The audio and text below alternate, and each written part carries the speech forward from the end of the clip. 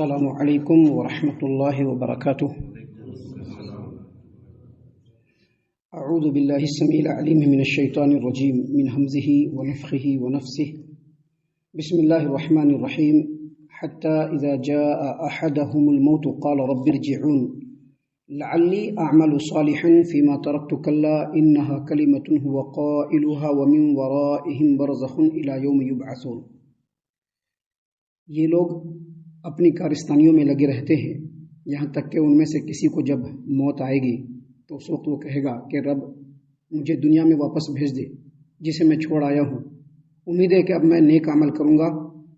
اللہ تعالیٰ فرمائیں گے کہ ایسا ہرگز نہیں ہو سکتا، یہ بس ایک بات ہوگی جسے اس نے کہہ دیا، اور ان مرنے والوں کے درمیان دوبارہ جی اٹھنے کے دن تک ایک آڑ حائل ہوگی۔ محترم سامعین اکرام، سورۃ المومنون سورہ نمبر 23 اور اسی سورت سے آیت نمبر 99 100 یعنی 99 اور 100، یہ دو آیات آپ کے سامنے تلاوت کی گئیں۔ بفضل اللہ، بعون اللہ، بتوفیق اللہ، دونوں آیتوں کا ترجمہ بھی آپ کی خدمت میں پیش کیا گیا۔ سامعین اکرام، جو پہلی آیت کریمہ آپ کے سامنے پیش کی گئی ہے اس میں اللہ تبارک و تعالیٰ نے فرمایا ہے حتی اذا جاء احدهم الموت، جب ان میں سے کسی کو موت آ جائے۔ ان میں سے مطلب وہ لوگ جو دنیا پرستی میں بالکل مشغول ہیں، وہ لوگ جو اپنے کفر و شرک میں مشغول ہیں، وہ لوگ جو اپنی منافقت میں مشغول ہیں، وہ لوگ جو اللہ تبارک و تعالیٰ کے حکم کے اوپر کان رکھنے کے لیے ریڈی نہیں ہے، ایسے تمام لوگ اپنی کارستانیوں میں مشغول ہوں گے یہاں تک کہ ان میں سے کسی کو جب موت آئے گی۔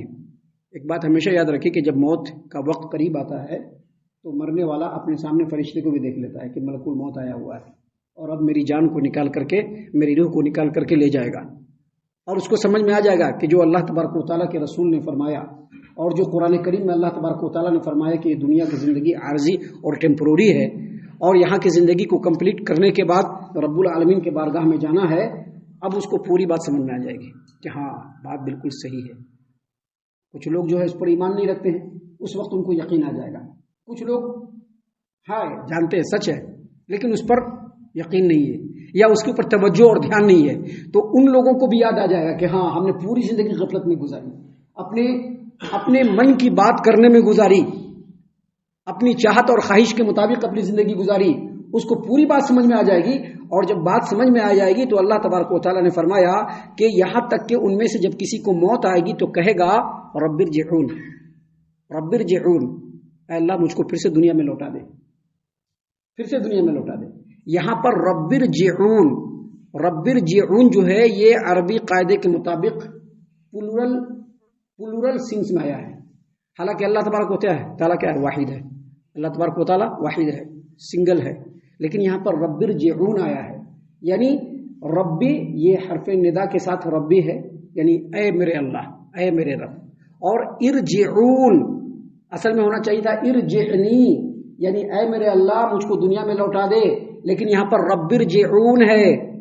اس کا مطلب رب ارجعون کا جو اصل مفہوم ہوتا ہے وہ یہ کہ مرنے والا جب دیکھے گا کہ فرشتہ آیا ہوا ہے، کئی فرشتے آئیں گے، ملک الموت جو ہوں گے ان کے ساتھ ان کے سپورٹ میں کئی فرشتے آئے ہوں گے، تو اس وقت وہ دیکھے گا کہ سارے فرشتے آ رہے ہیں تو اپنے رب سے التجا کرے گا کہ میرے رب یہ جو فرشتے آئے ہیں ان کو حکم دیجئے کہ میرے زندگی کو لوٹا دے، پھر سے کیوں لوٹا دے؟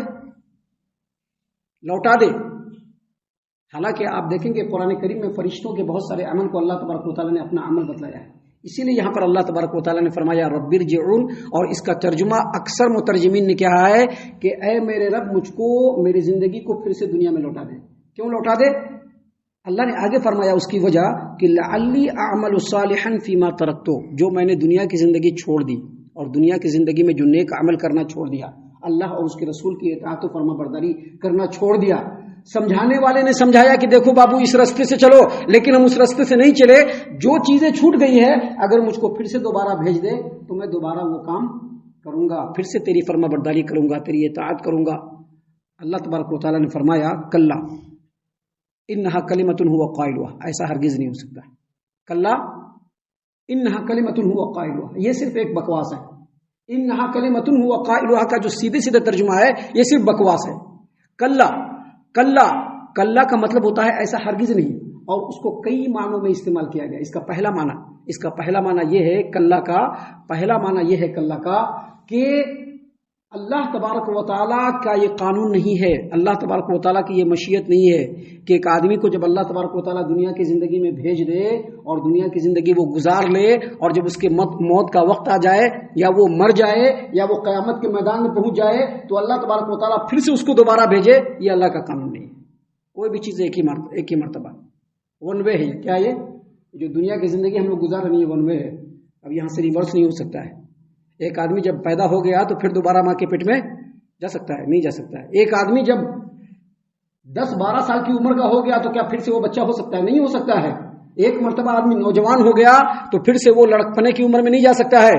ایک آدمی جب ہماری اور آپ کی عمر میں آ گیا تو پھر دوبارہ وہ نوجوان نہیں ہو سکتا۔ اسی طرح سے ایک بار موت کے آغوش میں آ جانے کے بعد یا موت کا وقت آ جانے کے بعد دوبارہ لوٹانا یہ اللہ تبارک و تعالیٰ کی مشیت اور قانون کے خلاف ہے، اس لیے کلا ایسا ہرگز نہیں ہو سکتا۔ ایک مطلب یہ ہے۔ دوسرا مطلب کلا ایسا ہرگز نہیں ہو سکتا، اس کا دوسرا مطلب یہ ہے کہ جب دنیا کی زندگی تھی اور اللہ تبارک و تعالیٰ نے اپنے کلام کو قرآن کی شکل میں نازل کر دیا اور نبی صلی اللہ علیہ وسلم کی تعلیمات تم تک پہنچ گئی اور یہ بتلایا گیا کہ ایمان والے جو ہوتے ہیں وہ ایمان بالغیب پر ایمان رکھتے ہیں۔ اللہ کو ہم نے دیکھا ہے؟ نہیں دیکھا، لیکن ایمان ہے کہ نہیں ہے؟ قیامت قائم ہوگی ہم نے دیکھا ہے؟ نہیں دیکھا، ایمان ہے کہ نہیں ہے؟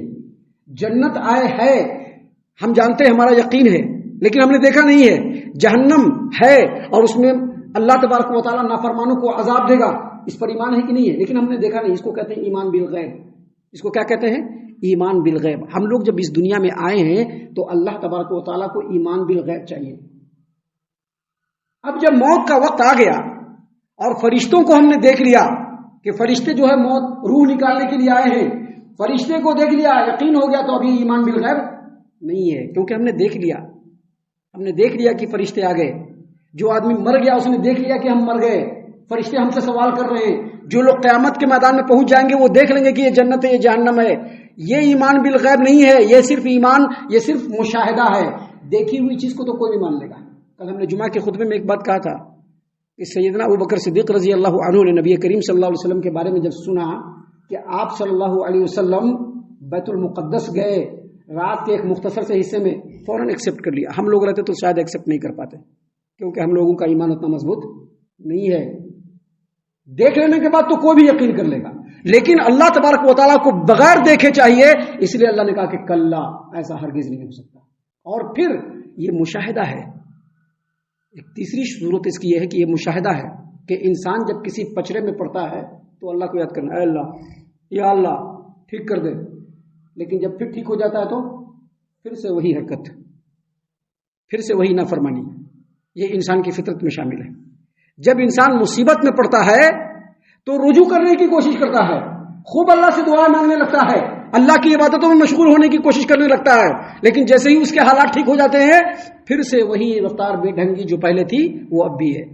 اللہ نے کہا کہ ایسا نہیں، یہ غلط بات ہے جو بول رہے ہو کہ پھر سے دنیا کی زندگی میں لوٹا دیجئے، جو چھوٹ گیا ہے وہ نیک عمل کریں گے۔ کلا، یہ ہرگز ایسا نہیں ہو سکتا۔ انہا کلمۃ ہوا قائلھا، یہ صرف ایک بکواس ہے جو بکواس کرنے والا بکواس کر رہا ہے، ایسا نہیں ہو سکتا۔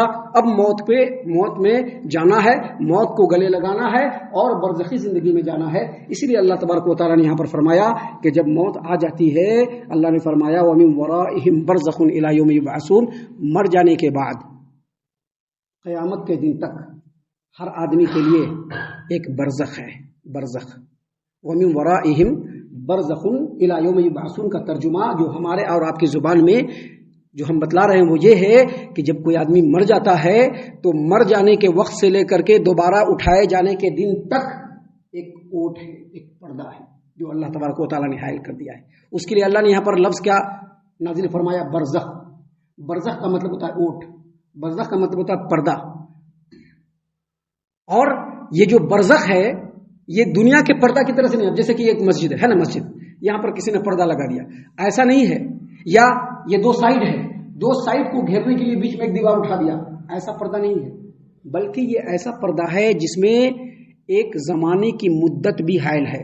جب ایک مرنے والا مرتا ہے تو مرنے کے دن سے لے کر کے قیامت قائم ہونے تک اس کے سامنے پردہ رہے گا، نہ وہ دنیا کی زندگی کو دیکھ سکتا ہے اور نہ ہی آخرت کی زندگی اس کے سامنے ہے، کچھ بھی نہیں ہوگا۔ بس انسان برزخ میں پڑا ہوا ہے. اللہ تبارک و تعالیٰ نے اس برزخ کو موت کے بعد کی زندگی سے تعبیر کیا ہے. اور یہ جو برزخی زندگی ہوتی ہے یہ اصل میں موت کی زندگی سے تعبیر کیا گیا ہے، لیکن چونکہ روح زندہ ہوتی ہے اور اللہ تبارک و تعالیٰ کے قبضہ قدرت میں ہوتی ہے، لہٰذا جب انسان برزخی زندگی میں ہوتا ہے تو اس کے اندر زندگی کے بھی آثار پائے جاتے ہیں. اسی لیے تو جب آدمی مرتا ہے تو مرنے کے بعد اس کو قبر میں لٹایا جاتا ہے تو نبی کریم صلی اللہ علیہ وسلم نے ہم لوگوں کو خبر دیا ہے کہ فوراً اس کو روح ڈالا جاتا ہے، 2 فرشتے اس کو اٹھاتے ہیں اور پھر اس سے سوال ہوتا ہے. یہ سارا برزخ میں ہے. اب وہ دنیا کی زندگی سے اس کو کوئی تعلق نہیں ہے اور وہ آخرت بھی نہیں دیکھ رہا ہے. اس سے یہ پتہ چلا کہ چاہے دنیا میں کوئی بھی ہو، حتیٰ کہ محمد عربی صلی اللہ علیہ وسلم ہو، چاہے دنیا کا کوئی بھی بڑا سے بڑا ولی، پیر، فقیر کوئی بھی ہو، جب وہ مر جاتا ہے تو مرنے کے بعد وہ دنیا کی زندگی سے کوئی اس کا تعلق نہیں ہوتا ہے. وہ برزخ کی زندگی میں، اور اس برزخ کی زندگی میں بہت سارے لوگوں کو عذاب اور ثواب بھی ہوتا ہے. اور یہ جو عذاب اور ثواب ہوتا ہے یہ قیامت اور جنت اور جہنم کے عذاب اور ثواب سے ہلکا ہوتا ہے. اور عذاب اور ثواب ہوگا چاہے اس کا جسم اس کے قبر میں ہو، یا اس کا جسم کسی پانی کے تہ میں پڑا ہوا ہو، یا اس کے جسم کو چرندے پرندوں نے اس کے جسم کو درندوں نے کھا لیا ہو، یا جو بھی ہوا ہو، یا اس کا جسم کہیں پر نشٹ ہو گیا ہو، بھسم ہو گیا ہو، جل گیا ہو، ختم ہو گیا ہو، لیکن اس کے باوجود جب وہ برزخی زندگی میں ہوگا تو اس کو عذاب بھی ہوگا، اور اگر ثواب کا حقدار ہوگا تو ثواب بھی ہوگا. اس کو برزخ کہتے ہیں. اللہ نے کہا کہ اب تو مرنے کا ٹائم آ گیا، اب تو مرنا پڑے گا، اور مرنے کے بعد قیامت کا دن ہونے تک، دوبارہ اٹھائے جانے تک برزخی زندگی میں رہو گے، اور وہ تمہاری زندگی ہے. اس کے بعد اللہ تعالیٰ قیامت کے میدان میں اٹھائے گا. جو تمہاری حرکت ہوگی، جو تمہارا عمل ہوگا، اللہ تعالیٰ اسی حساب سے تم کو عذاب یا ثواب سے دوچار کرے گا.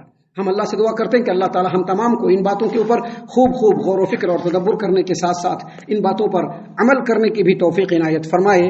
آمین. اللہ تعالیٰ ہم تمام کو پکا سچا مومن مسلمان بنائے.